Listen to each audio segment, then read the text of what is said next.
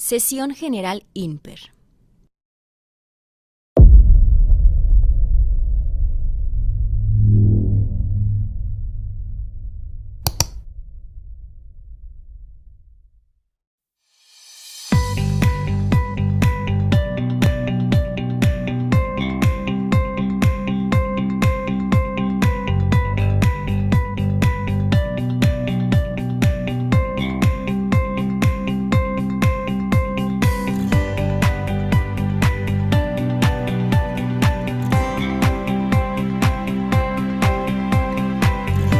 Bienvenidos. Comenzamos.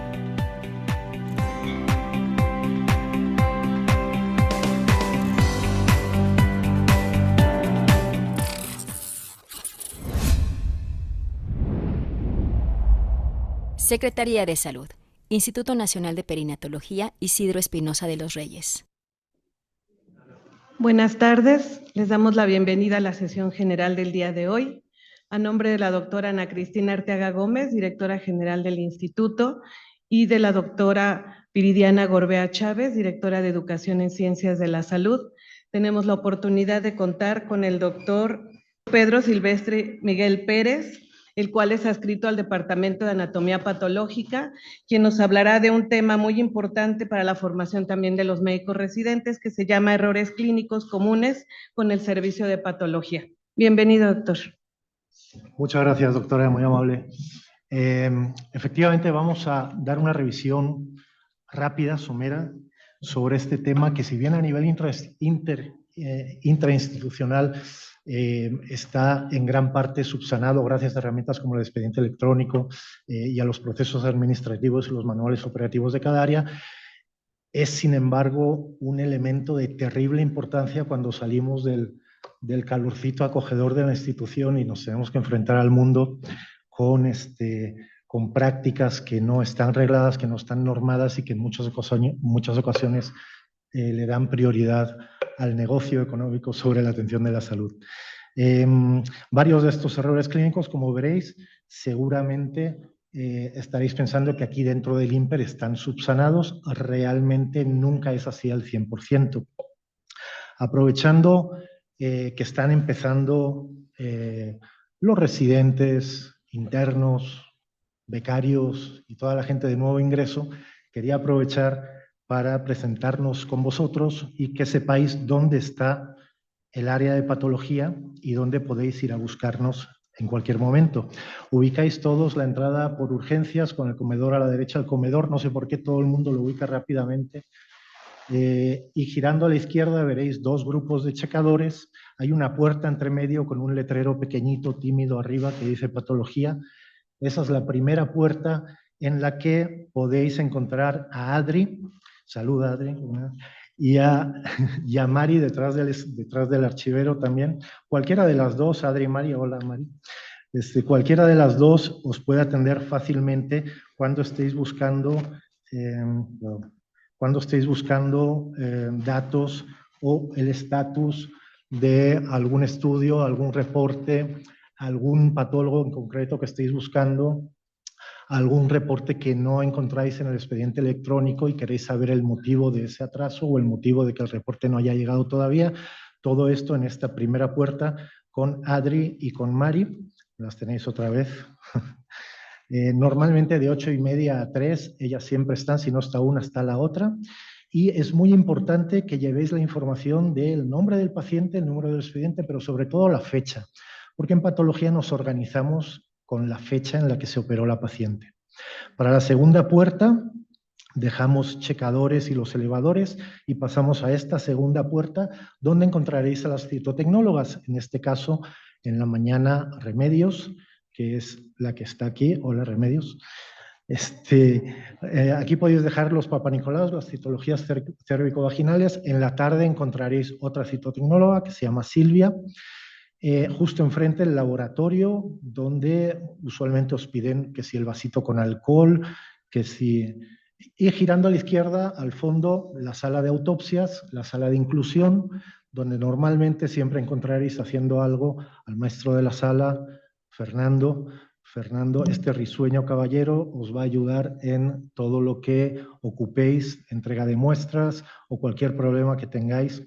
Normalmente en la sala de inclusión siempre está trabajando algún patólogo y en esta gaveta que está debidamente marcada, por favor, siempre dejáis las placentas. Tomad en cuenta y se os suplica encarecidamente que las placentas las dejéis siempre en la gaveta. Las placentas se trabajan en fresco en este instituto, con lo cual llegar un lunes a visitar a una placenta que lleva 3 días cocinándose en su propio jugo, creedme que es toda una prueba mística inhalar lo que sale de ahí. Las placentas son tejidos muy poco elegantes a la hora de descomponerse, a la hora de podrirse, no se miden, y tener 3 días una placenta sin fijación a temperatura ambiente es terrible. Aparte de que se echa a perder el tejido, ¿verdad? ¿Qué hace el patólogo? ¿Qué hacemos en el área de patología? Y con esto encadenaremos con el primer foso de la comunicación entre clínicos y patólogos.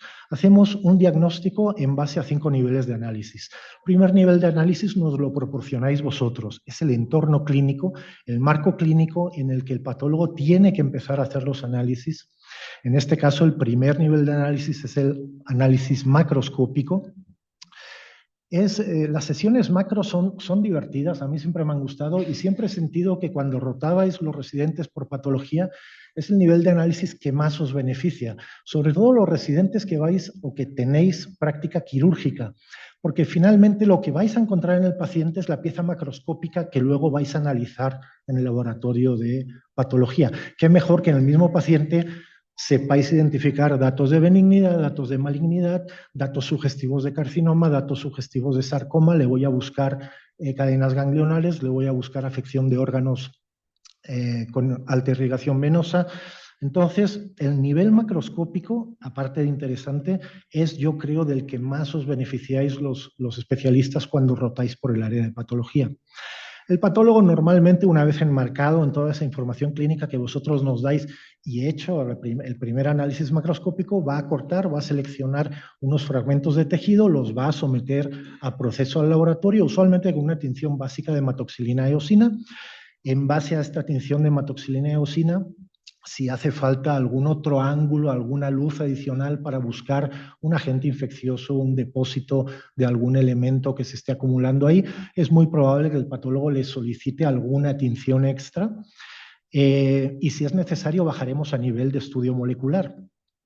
En fuentes recientes le añaden este nivel nuevo de análisis que es el de integración y a mí me encanta la idea porque antes de sacar el diagnóstico el patólogo debe hacer una integración desde toda la información clínica que vosotros habéis proporcionado hasta el nivel más profundo que se haya logrado estudiar ese tejido para integrar un diagnóstico que tiene que ser lo más preciso posible, lo más certero posible y sobre todo útil.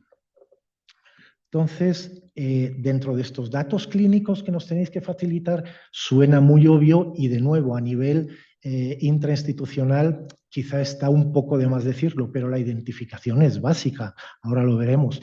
Datos muy menospreciados como la edad son sumamente relevantes.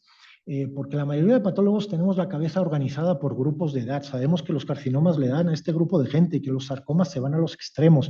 Entonces, cuando algo no nos cuadra, ahí se empieza a tambalear todo el análisis del diagnóstico. Algún amigo, algún clínico me decía, oye Pedro, pero dime qué demonios te pongo en la solicitud, qué datos quieres exactamente para analizar mi pieza. Digo, mira, si tienes algún problema para ubicar o para poner en tu cabeza la lista de datos, simplemente quédate con esta idea. Cuéntame el motivo por el que has abierto a ese paciente, le has sacado un pedazo de tejido y me lo estás enviando. Cuéntame el por qué. ¿Cuál es el motivo? ¿Qué sospechas, qué te ha parecido, qué has visto o de qué se queja el paciente? Ese es el resumen más fácil que podéis tener en la cabeza a la hora de mandar datos clínicos de una pieza patológica. ¿Por qué lo habéis hecho? ¿Por qué habéis mandado ese tejido? ¿Qué tiene que ver? Nadie abre a un cristiano de gratis, toma una pieza y la manda a patología. Tiene que haber un motivo. Yo quiero saber ese motivo antes de comenzar mi abordaje de análisis diagnóstico.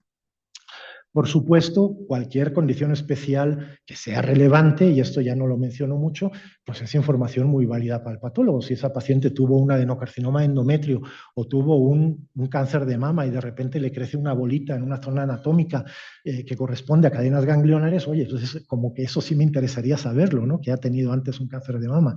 Todo ese tipo de información relevante, si es una lesión pigmentada, dime si la paciente está embarazada o no. El embarazo aumenta la atipia de esos melanocitos. Entonces, esta diapositiva os la pongo así por separado para remarcar la importancia de la identificación correcta. Veréis por todo el instituto copias y papeles pegados de las 8 acciones esenciales de seguridad del paciente. Y esta es la primera. La identificación correcta de los pacientes es la primera y principal acción que además es requisito sine qua non para la atención de ese paciente y de todo lo que se derive de ese paciente. Por lo tanto, los protocolos de identificación correcta del paciente deben estar en todos los manuales operativos de todas las áreas del hospital. Y en el caso muy concreto de patología, lo realizamos con estos 2 elementos. Primero, la solicitud que sacaréis vosotros del expediente electrónico. Esto es tan necesario que ninguna pieza de patología va a llegar a manos del patólogo si no lleva solicitud, porque no nos la van a pasar. El responsable de recibir las muestras, de enumerarlas y de preparar el trabajo para el patólogo, nunca le va a pasar a un patólogo una muestra sin solicitud. Entonces, o no os la van a recibir, o si nada más la dejáis porque no hay nadie, esa muestra lo más seguro es que regrese a su servicio o que finalmente tengáis que hacer la solicitud para que se le dé corrida y se le dé servicio a esa pieza. Y el segundo elemento, la etiqueta de la muestra, la etiqueta del frasco o de la caja en la que viene la muestra. Y esa etiqueta debe contener por lo menos estas 3 piezas de información: el nombre del paciente, el expediente y la fecha de nacimiento. Con estos 2 elementos, el patólogo, a la hora que empieza a trabajar, ejerce su primer nivel de control de calidad sobre las piezas. Toma la solicitud, toma la muestra y revisa que efectivamente es fulanito de tal, nacido tal fecha, tal expediente. ¿Puede haber más información? Sí. ¿Puede que esa información sea discordante? Sí. De hecho, no es raro. Pero tiene que ser condición indispensable que estos 3 elementos coincidan tanto en la solicitud como en la etiqueta. Os pongo algún ejemplo de muestras. Como ya os he comentado, estos detalles de la información suelen darse más bien en instituciones de salud extrainstitucionales. Este segmento de colon nos llegó con el nombre completo del paciente, el piso en el que estaba internado y la cama en la que estaba internado el paciente, y ya. Entonces, tienes que empezar a idear qué tiene esta muestra, qué le interesa al clínico, y tienes que hacer un análisis macroscópico tratando de no lastimar la pieza o de no comprometer los bordes quirúrgicos en caso de que sea una muestra neoplásica. Entonces, en este caso la abrimos por la tenia antimesentérica. A mí me interesaba ver sobre todo la mucosa. Lo primero que quiero descartar es que ahí haya un tumor, que haya una bola que me esté ocasionando problemas serios y que yo tenga que protocolizar esa pieza. Pero la mucosa está bien, no veo tumor, está limpia, tiene sus pliegues conservados, ahí parece ser que no está el problema. Entonces, miro la superficie y me doy cuenta de que tiene aquí una zona circular grande, muy indurada al tacto, que causa cierta retracción y que está toda anfractuosa y hemorrágica. Toda esta zona a mí me hace pensar que este segmento de colon estaba adherido o estaba pegado a algo. Le hago una sección secuencial y esa parte anfractuosa con adherencias es la que corresponde a este grosor de la pared del intestino. Veis que está severamente engrosado, con hemorragia, con reacción fibrosa, incluso con membranas fibrinopurulentas.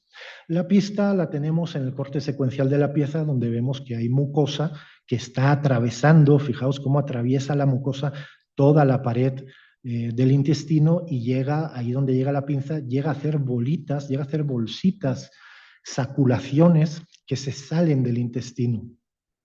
Bueno, esto es una diverticulitis que tenía, una diverticulosis generalizada que tenía focos con diverticulitis y que se había perforado, se había complicado con una diverticulitis perforada, que era la que nos había causado toda esa reacción. Ya en la primera sección que hicimos, revisamos cuidadosamente y confirmamos que efectivamente la mucosa se está metiendo hacia la pared muscular, fijaos, hasta en más del 50% del espesor de la pared. Entonces, es un colon con diverticulitis.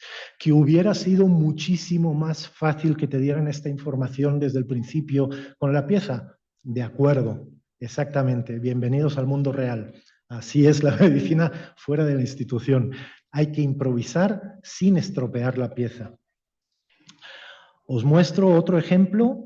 En este caso, todo lo contrario. En este caso, la pieza se acompañaba de una historia clínica completa con su resumen clínico, incluso con diagnósticos de insuficiencia renal, hidronefrosis, datos, identificación. Vaya, algo maravilloso, una exuberación de datos de identificación fabulosos, y te mandan como producto de nefrectomía. Pero claro, tú lo ves en el laboratorio de patología y dices, Dios bendito, esto parece de todo menos un riñón.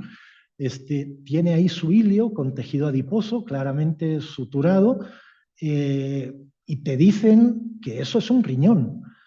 Claro, el problema es que un riñón hay que cortarlo a nivel del hilio para exponer pelvis, relación corteza-médula, etc. Y esto a mí no me parece un riñón.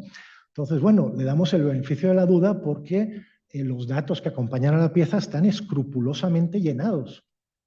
Aunque el instinto te diga que lo has de cortar de otra forma, no importa. Lo cortas tal cual te están enviando los datos, lo cortamos a través del hilio y efectivamente confirmamos tras el corte que esto no es un riñón.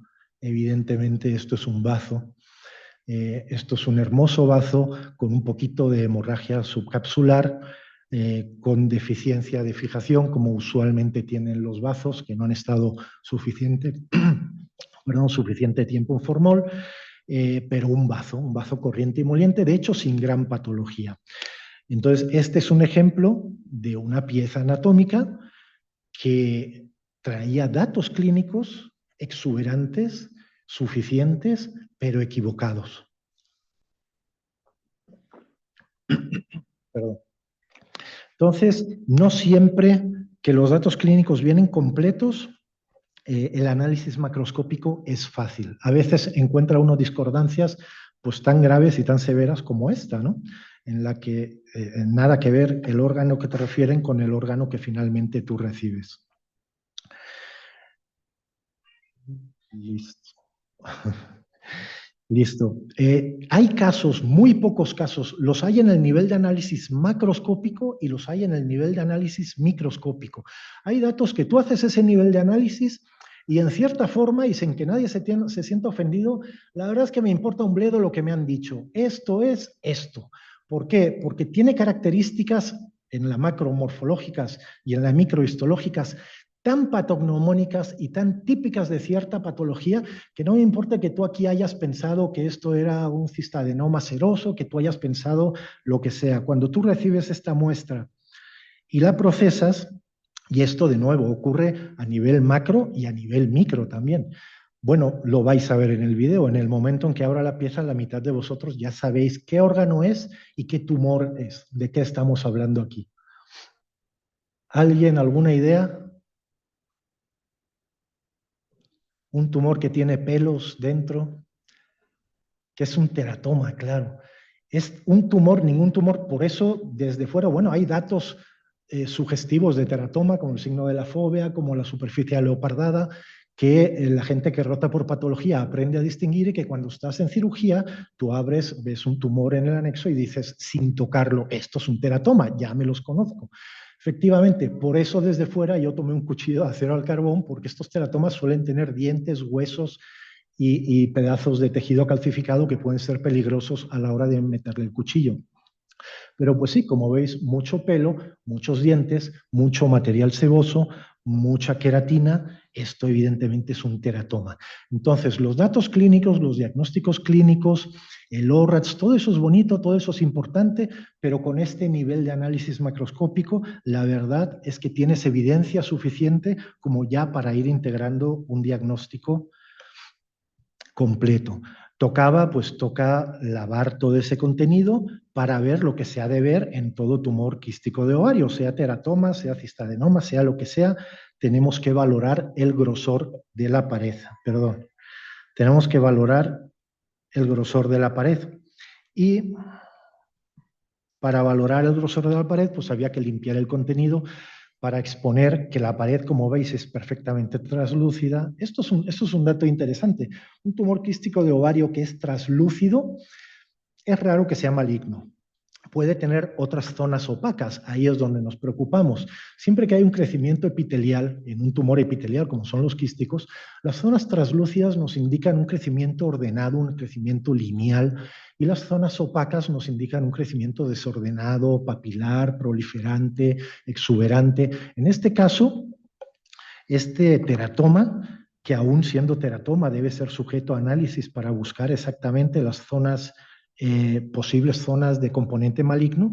Esta pared es la pared más engrosada de este teratoma. Está adyacente al seno de Rokitansky, que es usualmente donde uno encuentra los dientes, los pelos y toda esa flor de tejidos desordenados. Y en este engrosamiento de la pared es donde solemos encontrar tanto tejido varíco residual como si hubiera algún componente maligno que no sea obvio en alguna otra de las secciones del tumor, lo vamos a encontrar allí, en esa pared engrosada. Entonces, este ejemplo de muestras que a nivel macroscópico ya tienes prácticamente el diagnóstico hecho, ocurre tanto en la macro como en la micro. Sin embargo, son los menos. Esos casos definitivamente son los menos y usualmente el trabajo del patólogo implica esa labor detectivesca de ir bajando nivel por nivel para ver con qué estamos lidiando. Otro foso de dificultad en la comunicación clínico-patológica es la toma de muestra. Hay muchos mitos entre los clínicos, sobre todo en cuanto a la cantidad de la muestra. Yo siempre os digo, mira, imagínate la cantidad de la muestra que debes poner, debe ser capaz de sobrevivir un proceso histológico. Y en el proceso histológico la muestra mengua mucho. La deshidratas, le quitas toda el agua, le quitas todo el moco que tenga, vas a sustituir toda el agua, incluso a nivel intracelular, por parafina, y eso hace la muestra a veces hasta la mitad o menos del tamaño, dependiendo la cantidad de material mucinoso o hidratado que tenga esa muestra.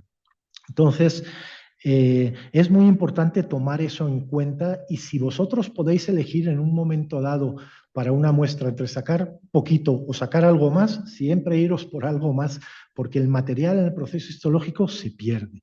La muestra evidentemente tiene que ser representativa del tejido y de la patología que queremos estudiar. Y este es un ejemplo clásico, ¿eh? Estas muestras suelen ser muy escasas. Estas muestras de aquí, estas gotitas de moco, son las clásicas muestras de un endometrio atrófico que te reportan engrosado y te preocupa, Jesús, y te preocupa porque la paciente está sangrando, o una biopsia de endocérvix. Suelen ser estas muestritas que es una gotita de moco y ya, pero es tan común y está tan caracterizado a nivel histológico que si yo me encuentro en la histología estas láminas glandulares disgregadas, incompletas, que además no tienen estroma y que están nadando en una matriz proteinácea rosita con algunos eritrocitos flotando, no va a haber patólogo en este mundo que sea lo bastante cruel como para decirte, repite la toma, porque sabemos que las biopsias de endometrio en un endometrio atrófico son molestas, son dolorosas, son terriblemente incómodas para la paciente. Y si nos ponemos exquisitos de es que no tengo suficiente material, nunca vas a tener suficiente material, es un endometrio atrófico. O sea, jamás le vas a tener que rascar, le vas a perforar a la pobre paciente para obtener muestra representativa.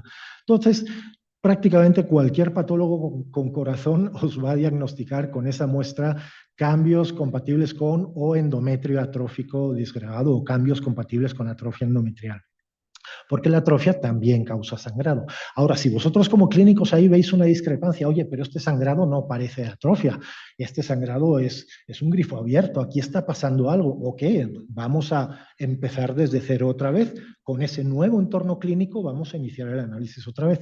Pero la verdad es que en la mayoría de ocasiones estas biopsias son endometrios atróficos. Cuando no es una biopsia de estas características que tiene muy poquito material, vosotros vais a poder elegir la mayoría de las veces entre una biopsia incisional o una biopsia excisional. ¿Cuál es la diferencia? La biopsia incisional, vosotros vais a querer sacar un pedazo del tejido, y no veo la flechita, ya aquí. Vais a querer sacar un pedazo del tejido para analizarlo, y yo sugiero siempre en un tumor, la parte periférica, la parte activa, la parte floreciente, la parte jugosa, la parte que está metabólicamente activa, la parte que está creciendo, esa es la parte buena para biopsiar. Si os vais con la finta de que el tumor es muy grande, voy a sacar una biopsia central, fijaos lo que pasa en el centro de este tumorcito. Usualmente el centro de los tumores rápidamente tiene necrosis, tiene degeneración quística, tiene edema, tiene degeneración hidrópica, tiene algún tipo de degeneración, usualmente por deficiencia de vascularización. Y la parte buena, la parte jugosa para sacar información, está en la periferia, está en la parte activa del tumor. Entonces, esto es en términos generales. Evidentemente que me podéis sacar excepciones, pero en términos generales, la biopsia incisional es en la parte activa del tumor, o sea, en la periferia, o sea, donde está creciendo expansivamente. ¿Cuál es la biopsia excisional? La biopsia excisional, en muchas ocasiones, se trata de sacar toda la lesión completa y que sea además diagnóstico y curativo. Entonces, como esta muestra que trabajó en su momento la doctora Alejandra y que venía perfectamente referida con hilos de sutura, borde anterior, borde inferior, borde posterior, borde medial, borde lateral, la doctora pudo perfectamente sin ningún problema, en base a esa referencia por suturas, pintar o teñir los bordes quirúrgicos. Sabemos que el rojo era inferior, que el verde era medial, que el negro era lateral, y de esta manera, cuando se hace la sección de la muestra, yo sé perfectamente cuál es el borde más cercano al tumor, que el tumor en su parte inferior está en contacto con el borde, que está muy cercano en el borde superior, sin embargo, los bordes laterales son generosos y están perfectamente resguardados. Para esto nos sirve ese análisis ese análisis macro de las biopsias. Os voy a compartir otro caso en relación a esta cantidad de biopsias que se llega a tomar y cuál es la importancia de sufrir de un saludable trastorno obsesivo compulsivo a la hora de tomar biopsias. Esta es una paciente,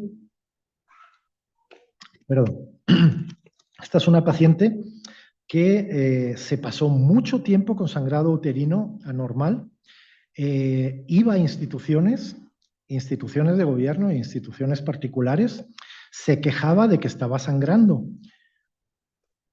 Y los clínicos y sobre todo los residentes, de manera muy consciente y con un actuar impecable, pues le decían hay que biopsiar y la mandaban a biopsia porque era una paciente con factores de riesgo y con sangrado uterino sospechoso. Pero le biopsiaron hasta en 4 ocasiones y todas las biopsias salían normales, endometrio normal, endometrio secretor, endometrio, una salía como endometrio polipoide. Okay. Hasta que un exalumno precisamente de aquí del instituto, con un sano trastorno obsesivo compulsivo, tomó una biopsia que nos envió en la que pues, vemos un adenocarcinoma y eso permite hacer una histerectomía y entonces a la histerectomía vemos que hay una lesión enorme, piriforme, pediculada, pero que la levantáis y está respetando perfectamente la cavidad endometrial. Fijaos qué endometrio más bonito, más liso. Es un endometrio de película. Esto es para hacer un libro de anatomía. Tiene aquí un poquito de superficie anfractuosa en la zona parailiar, pero bueno, fuera de esas zonas claramente de metaplasia, de hemorragia y de ulceración, como corresponden a un pólipo de este tamaño. No pensemos que un pólipo de este tamaño va a ser tan bonito. Fijaos cómo se desprende prácticamente todo el pólipo de la cavidad y fijaos de nuevo qué cavidad tan perfecta, tan lisa, sin compromisos, sin crecimientos, sin nada. Ahora me explico por qué tantas biopsias con endometrio normal, normal, normal, polipoide. Pero ¿qué ocurre? Ya teníamos la última de las biopsias con diagnóstico de adenocarcinoma. Y con los tips que nos dio el clínico, sabíamos que ese foco de malignidad estaba cercano a la inserción del pólipo. Entonces, fijaos muy bien en la parte del hilio, la parte de ese hilio de pólipo. De nuevo, vamos a levantar el pólipo para que veáis que está perfectamente despegado. Y si lo tratamos de traccionar, si lo tratamos de sacar, vemos que está adherido de aquí, del extremo superior derecho. Y en esa zona de inserción, fijaos, este material, este tejido blanquecino, festoneado, de consistencia caseosa, deleznable, que se está metiendo en el miometrio, se está metiendo en forma de yema, se está empujando afortunadamente, deja aproximadamente un poco menos del 50% del miometrio sano, cuando el espesor del miometrio sin compromiso es este que estoy marcando aquí. Tenemos este hilio que de repente, si veis la línea, se alcanza a ver bien la línea, cómo se está metiendo ese tumor. Efectivamente, era un pólipo gigantesco de tipo funcionante que tenía un foco de adenocarcinoma en la zona iliar. Entonces, el hecho de sacar muchas biopsias en una paciente con indicación para biopsia no siempre es suficiente. A la hora de sacar la biopsia hay que usar sentido común y hay que buscar lo que nadie más encuentra. Y para eso es muy sano que el clínico tenga lo que yo digo, este sano trastorno obsesivo convulsivo de estarse preguntando por qué y por qué y por qué esta paciente tiene 4 biopsias normales si está sangrando una barbaridad y por qué hasta que encuentres por qué. Y entonces, usualmente todo tiene explicación.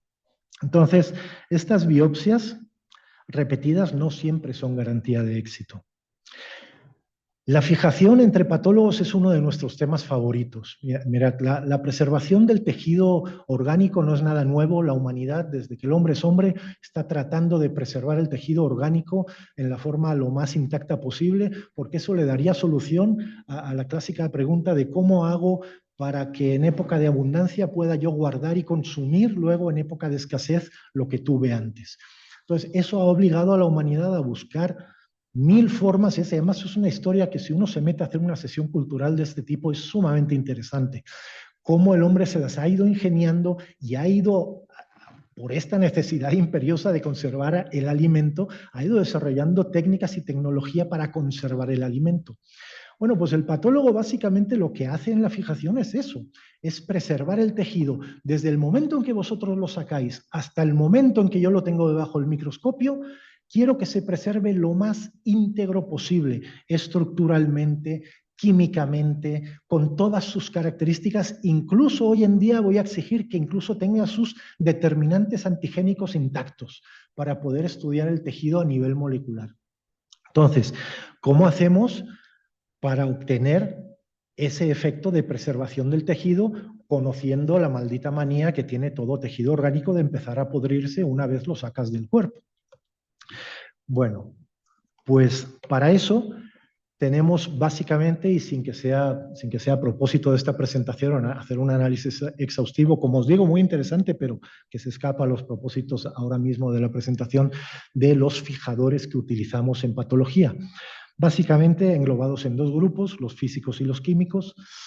Los físicos no son ideales. Fijaos que por sentido común os daréis cuenta que la desecación deshidrata el tejido, y al deshidratar el tejido está cambiando toda la organización y toda la morfología histológica y macroscópica, que son las fuentes de las que bebe el patólogo para sus primeros niveles de análisis. Básicamente el patólogo somos morfólogos con una ligera capa de sofisticación, a veces sin la ligera capa, simplemente somos morfólogos.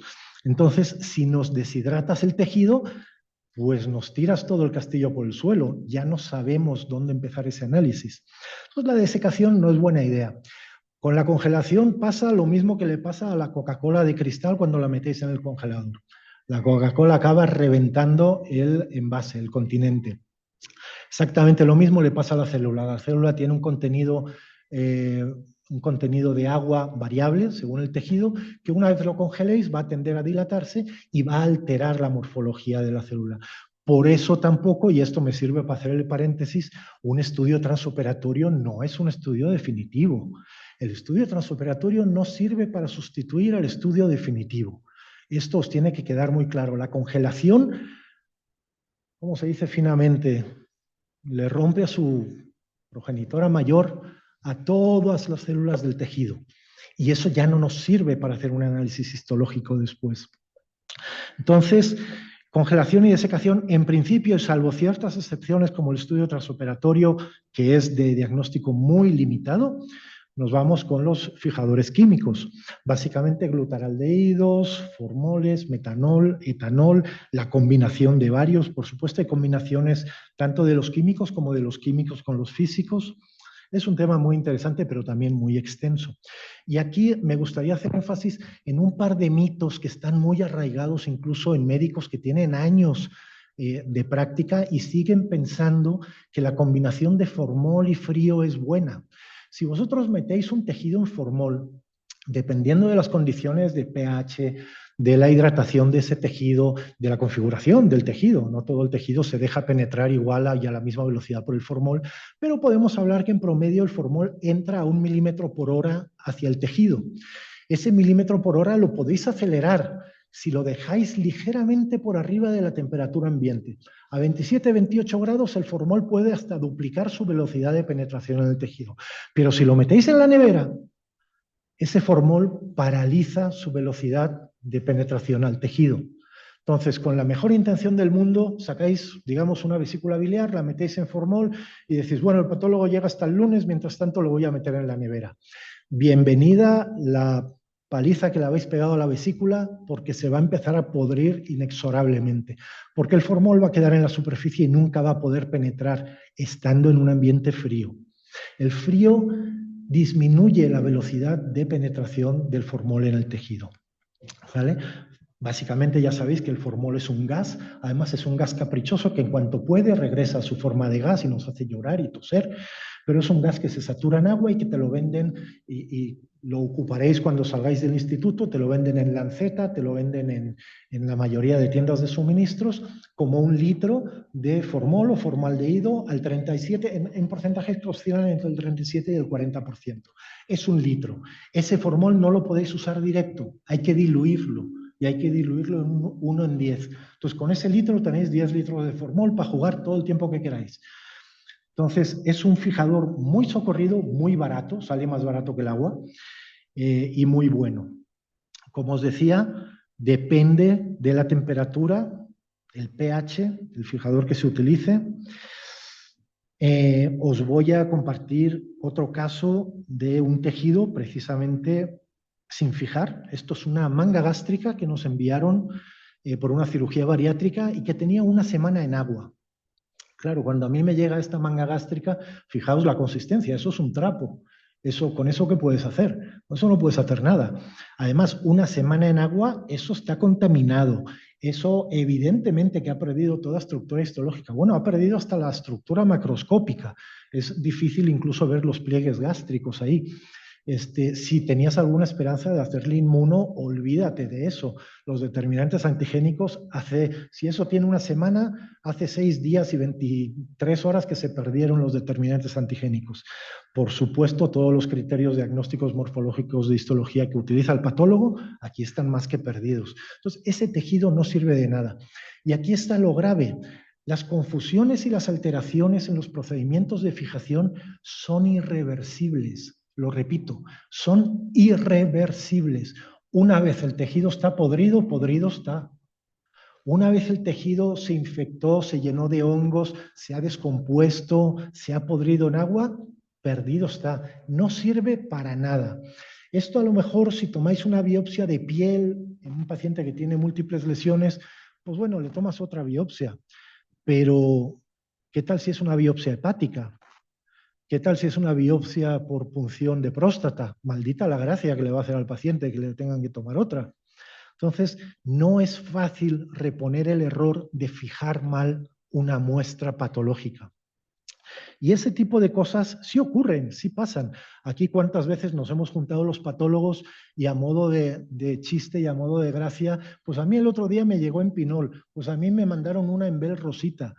La verdad es que la mayoría de los errores de fijación tienen que ver con el agua, te mandan el tejido en agua.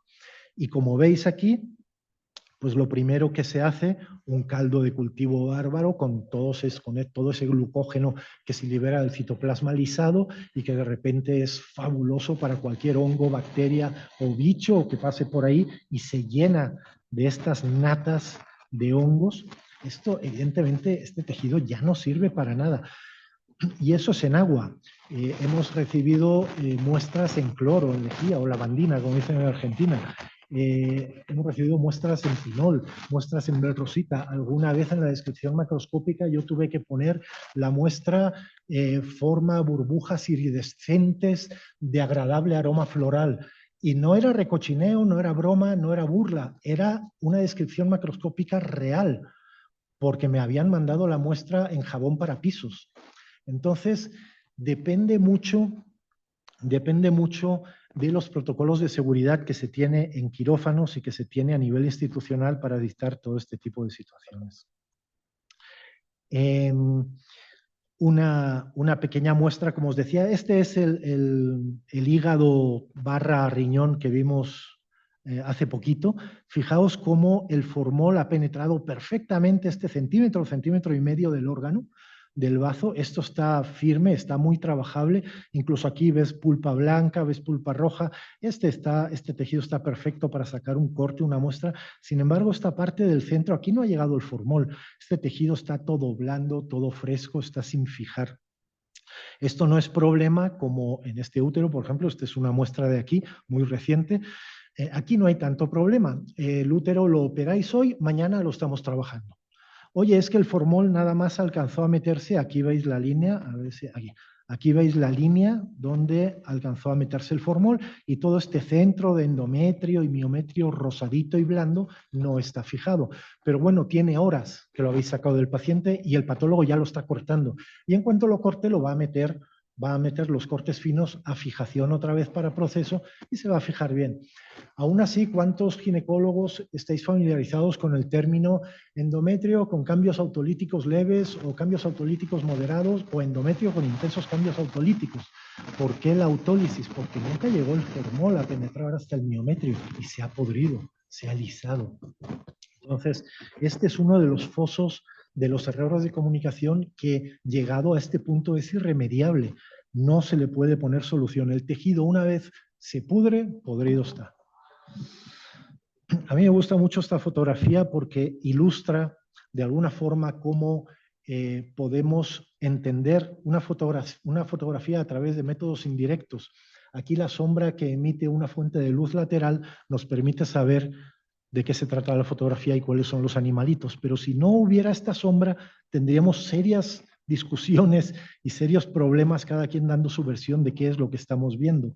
Entonces es increíble cómo una luz diferente o un ángulo diferente nos permite ver con toda claridad algo que desde nuestro ángulo era evidente. Y quiero aprovechar, cada patólogo tiene su truquito, tiene su remedio. Y yo hace años comencé a buscar la manera de darle iluminación a la presencia de proteínas en biopsias de mama. Cuando te mandan una biopsia de mama para estudio transoperatorio, sobre todo en el que se ha detectado un tumor y te lo mandan, como este es el caso, referido con sus hilos de sutura, los bordes y todo, tú ves a simple vista una lesión fibrótica estrellada, pero ¿qué tal si hay más lesiones que no ves a simple vista? Trabajando con lo que tenía a mano, te das cuenta que en el laboratorio hay eosina, que tiene un grupo fenólico, que tiene una gran afinidad por las porciones amínicas de las proteínas del colágeno. De manera que si tú sumerges la biopsia de mama abierta en una solución del 50% y 50% o 75% de alcohol con 25% de eosina alcohólica, el grupo fenólico de la eosina se liga fuertemente al colágeno. Tened en cuenta que la reacción desmoplásica básicamente está formado de una forma aberrante por tipos de colágeno 1 y 3 entremezclados en un esfuerzo de detener el avance de ese tumor que está en una zona, está en un barrio que no le corresponde y se está tratando de contener a través de una reacción desmoplásica. ¿Cómo ilumino esa reacción desmoplásica macroscópicamente? Bueno, puedo aprovecharme del grupo fenólico de la eosina alcohólica y relevarlo. Fijaos cómo toda la fibrosis en esta muestra de repente, quizá la fotografía no es muy ilustrativa, pero los que pasáis usualmente a ver, a traer el transoperatorio lo habéis visto, lo habéis atestiguado, cómo esa fibrina, esa reacción desmoplásica de repente brilla, se vuelve intensa, roja, en un rojo eosínico, un rojo brillante, y nos permite detectar que no solo había un tumor grande estrellado ahí en la parte superior, sino que además había un nódulo satélite abajo que había pasado desapercibido en el corte inicial de la biopsia de mama, y que además, para más INRI, está cercano al borde quirúrgico. Y el último foso de falta de comunicación entre clínico y el área patológica es la interpretación del diagnóstico. Y en este campo tenemos que aceptar nuestra culpa. La mayoría de patólogos, en un afán desmedido por ser meticuloso, completo, extremadamente cumplido, trata de anexarle al diagnóstico la mayor cantidad de información posible. Esto unido a que el clínico tiene que saber que parte del diagnóstico no está destinado para vosotros, está destinado a veces para beneficio de otro patólogo. Y parte del diagnóstico es como protección médico-legal. Entonces, con esas dos salvedades, si además yo os lleno de información que histológicamente es correcta, pero que para vosotros, en vuestro sentido práctico, en el manejo del paciente, no tiene mayor utilidad, os voy a hacer un lío y os voy a dar un diagnóstico del que no vais a sacar casi nada en claro y que os va a dar más dudas que soluciones. Entonces, aquí siempre hay que retomar la comunicación con el área de patología de, oye, en mi servicio estamos mandando estas biopsias porque lo que queremos específicamente saber es esto. Ah, vale, pues este punto lo vamos a incluir de tal forma en el diagnóstico. Y ya. Hace como 10 años hubo un caso médico legal aquí, si mal no recuerdo muy bien la edad de la paciente, pero tendría como 17 años. Y era una paciente que tenía atonía uterina y el cirujano pues tuvo que hacer una histerectomía porque la paciente literalmente se estaba vaciando. Los papás se sintieron terriblemente ofendidos porque una chica de 17 años que de repente ya no tiene útero, acusaban al instituto de que la habían dejado estéril. Al inicio de su vida el instituto había cometido una falta por impericia y la había dejado estéril. Me acuerdo yo que en ese momento me pidió, ese caso lo trabajé yo, no es esta fotografía, pero eran muy similares, en las que yo saqué la evidencia de la atonía uterina. Fijaos cómo nada más con los dedos estoy jalando, bueno, en este caso hay también placenta pegada al miometrio, estos hilitos que yo estoy jalando es tejido placentario, pero fijaos cómo en el miometrio, con mínima tracción, se abren estas bocas groseras, estos canales vasculares totalmente distendidos que nos indican que han perdido todo tono. Incluso estando el tejido fijado, si tú un útero con atonía lo abres un poco, las bocas de los canales vasculares son groseramente evidentes. Esto es una evidencia macroscópica de que ese útero se estaba desangrando, ya había caído en atonía uterina y lo que hizo el instituto no fue dejar estéril a tu hija, fue salvarle la vida. Y ante estos casos hay que ser claros y recurrir a la evidencia patológica que nos da protección médico-legal en estos casos, ¿no? Porque finalmente la gente no lo sabe y aunque no nos demos cuenta, estamos perdiendo la batalla de la comunicación más en estos tiempos de ahora. En nuestra época nos insistían mucho sobre la información escrita. Hay que tener cuidado de dónde sacáis la información escrita. No es lo mismo una revista que otra. Y salía aquello del Index Medicus y las revistas certificadas. Y luego fue Wikipedia, maldita Wikipedia de las narices. Llegaba al paciente ya con toda la información de Wikipedia. Yo decía, doctor, yo lo que tengo es esto, que lo he visto en Wikipedia. Lo que me tiene que hacer usted es esto. Y quiero que me haga una receta de esto. Manda narices con la Wikipedia. Resulta que la Wikipedia ahora hacía de médico. Pero es que ahora ya no es ni siquiera eso. Ahora, y hablo de las generaciones más jóvenes, os va a llegar el paciente con 4 videos de TikTok y un influencer que asegura, porque lo ha visto, a un médico vendiendo líquido de las rodillas y recibiendo una bolsa de dinero a cambio. Entonces, nos guste o no, nos haga reír o no, estamos perdiendo esa batalla de la comunicación. Lo de hoy son estos videos, son estas cápsulas, es información veraz a través de instituciones respaldadas y serias como el Instituto Nacional de Perinatología. Porque si no, estamos perdiendo la batalla de la comunicación y cada vez es más absurdo la información, cada vez es más absurda y cada vez es más conspiranoica y cada vez hay más terraplanistas por algún motivo. Estamos perdiendo esa batalla de la ciencia a base de videoclips diseñados para entrar como mantequilla a través de la barrera hematoencefálica y causar efecto en el vidente con TikToks, Reels de Facebook, etc. Entonces, en este tema, y ya me estoy yendo por otras ramas, en este tema nos tendríamos que poner seriamente a buscarle una solución. Como os decía antes, con el teratoma horrible que habíamos cortado, lo mismo existe a nivel microscópico.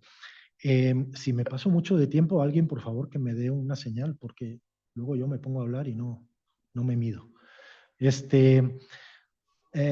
Imágenes histológicas patognomónicas y claras, como unos cuerpos de inclusión de poxvirus que son inconfundibles, un molusco contagioso. No es que yo vi una lesión intraepitelial, tú habrás visto a Dios bajando y entregándole las medallas a la Virgen, pero esto aquí en China es un molusco contagioso, es un poxvirus, no hay ninguna duda, no hay cambio de opinión. No es que la paciente lleva sangrando varios días, tiene una estructura polipoide en el endometrio, no, lo que tiene son restos retenidos, tiene vellosidades coriales aquí, parcialmente hialinizadas, la paciente tuvo, no, pero ella no tuvo un embarazo, por Dios que lo tuvo, míralo, aquí está, ¿sí? No, es que esta lesión, esto es una queratosis seborreica pigmentada aquí y en China, no es que se veía muy feo, es que parece un carcinoma epidermoide, parece, pero no lo es.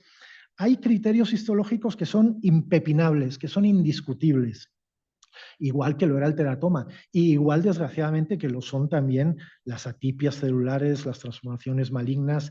Bueno, aquí quería meterme un poco a discutir uno de las clasificaciones más exitosas del mundo. Desde el año 89, desde el famoso Bethesda del 89, las transformaciones han sido mínimas. ¿Por qué? Porque se ha encontrado una clasificación simple y útil, lo cual lo hace muy reproducible. Y las clasificaciones actuales son complicadas e inútiles. Una clasificación complicada e inútil no va a pegar nunca. ¿Qué es lo que pega? Lo que pega es lo que es práctico, lo que os sirve de algo. Lo que no sirve, no pega.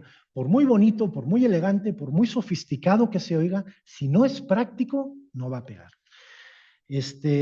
Os iba destello de añoranza a hablar de hace 10 años, cuando estábamos en Barcelona, en el Hospital de Sant Pau, y ahí se descubrió este estudio con relación del P16 y el Ki-67. Pensábamos que habíamos descubierto el vellocino de oro y que íbamos a tumbar la clasificación de Bethesda, ni mucho menos, pero ni mucho menos.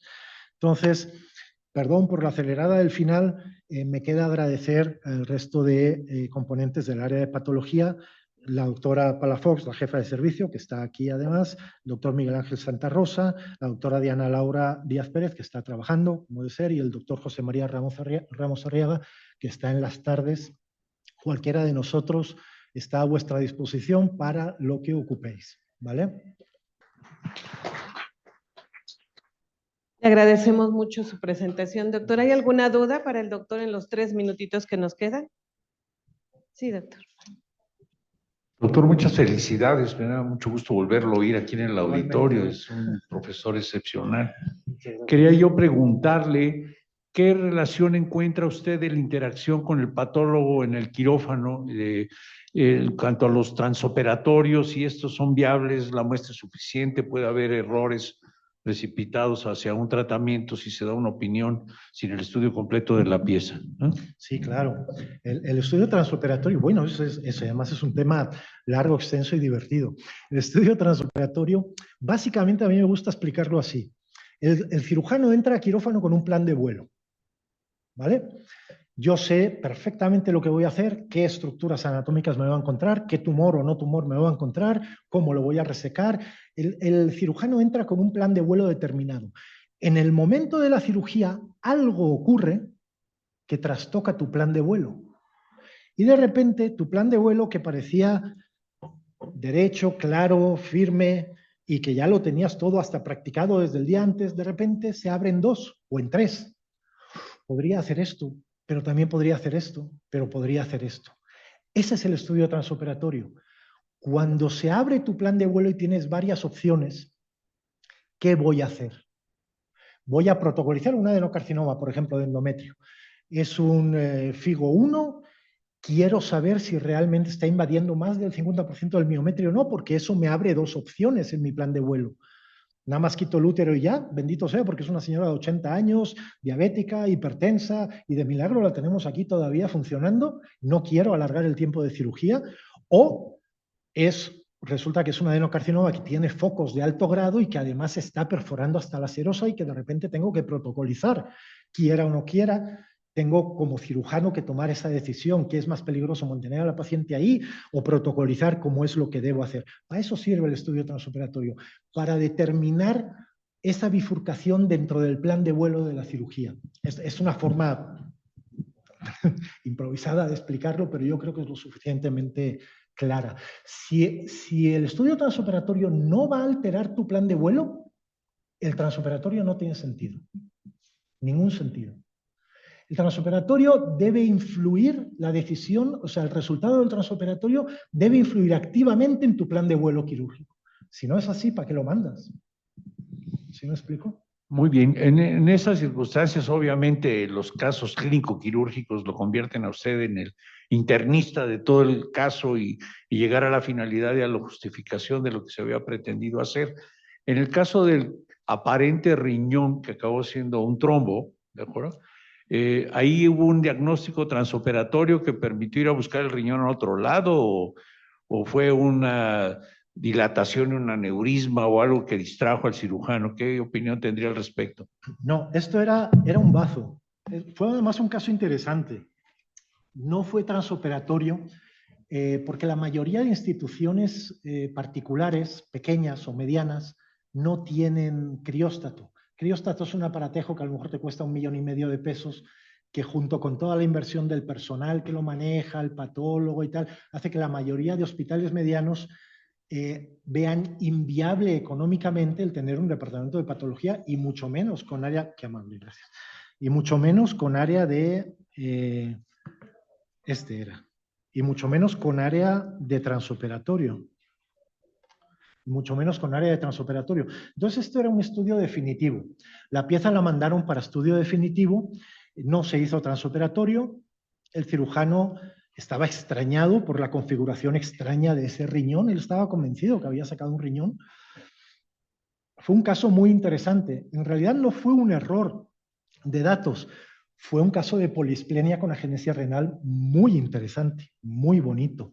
Y así se le pudo explicar al paciente. Y se le pudo explicar gracias a este tipo de videos y este tipo de imágenes que uno tiene que tomar, porque es como le digo, hoy en día, si uno no se apoya de todos los medios audiovisuales a su alcance, la batalla de la comunicación la tiene perdida. Porque llega un TikToker o una TikToker toda guapa, toda influencer, a contarle una sarta de barbaridades a alguien que lo están engañando, que le están quitando órganos para venderlos y barbaridades así, y tienen un poder de convencimiento bestial, sin ningún fundamento, pero con una maestría en la mercadotecnia bárbara, bárbara. Entonces, uno se tiene que apoyar de evidencias así cada vez más. Ya hay gente que me las pide, ya hay gente que dice, oye, te van a mentir, pero la paciente quiere que le hagas el análisis igual que se lo hiciste a fulanita, igual que se lo hiciste a menganita. ¿Por qué? Porque quieren ver. La paciente cada vez más quiere ver, oye, ¿qué es? ¿Qué es? Tengo piedras en la vesícula. Eso es un poco abstracto para el paciente promedio, pero si tú le enseñas las piedras, mira, estas son piedras, ¿y cómo sé cuál es la composición de tus piedras?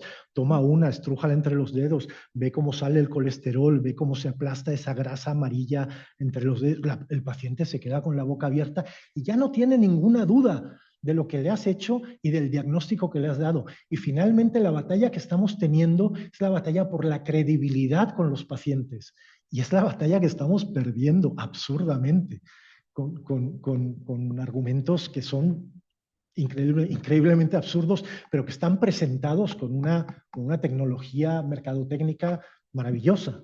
Entonces, si no nos ponemos al tú por tú con esas cosas, perdemos la batalla de la credibilidad.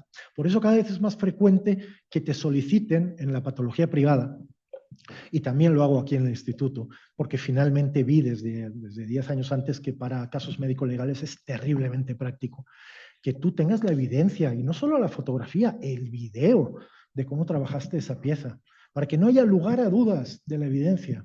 Es la única forma de asentarnos en la credibilidad del paciente.